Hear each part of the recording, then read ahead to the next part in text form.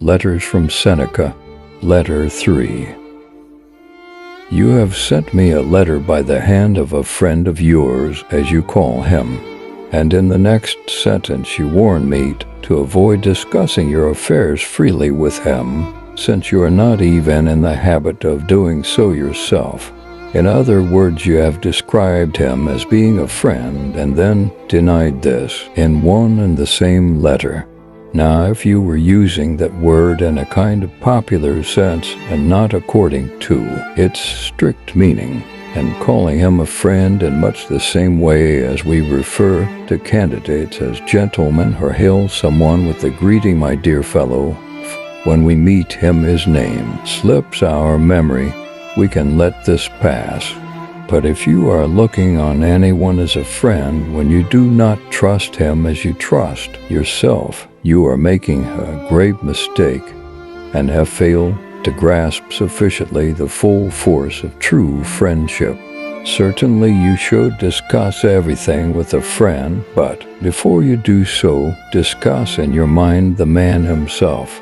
After friendship is formed, you must trust, but before that you must judge. Those people who, contrary to Theophrastus' advice, judge a man after they have made him their friend instead of the other way round, certainly put the cart before the horse. Think for a long time whether or not you should admit a given person to your friendship, but when you have decided to do so, welcome him heart and soul, and speak as unreservedly with him as you would with yourself. You should, I need hardly say, live in such a way that there is nothing which you could not as easily tell your enemy as keep to yourself. But seeing that certain matters do rise on which convention decrees silence, the things you should share with your friend are all your worries and deliberations. Regard him as loyal, and you will make him loyal. Some men's fear of being deceived has taught people to deceive them. By their suspiciousness, they give them the right to do the wrong thing by them. Why should I keep back anything when I'm with a friend? Why shouldn't I imagine him alone when I'm in his company? There are certain people who tell any person they meet things that should only be confided to friends, unburdening themselves of whatever is on their minds into any ear they please.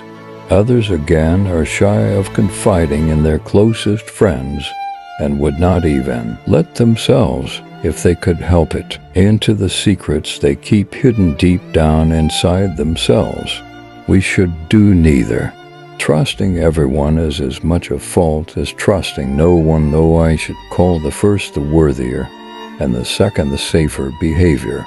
Similarly, people who never relax, and people who are invariably in a relaxed state merit your disapproval, the former as much as the latter. For a delight in bustling about is not industry. It is only the restless energy of a hunted mind, and the state of mind that looks on all activity as tiresome is not true repose, but a spine, less inertia. This prompts me to memorize something which I came across in Pomponius. Some men have shrunk so far into dark corners that objects in bright daylight seem quite blurred to them. A balanced combination of the two attitudes is what we want. The active man should be able to take things easily, while the man who is inclined towards repose should be capable of action. Ask nature. She will tell you that she made both day and night. Like and subscribe for more Letters from Seneca,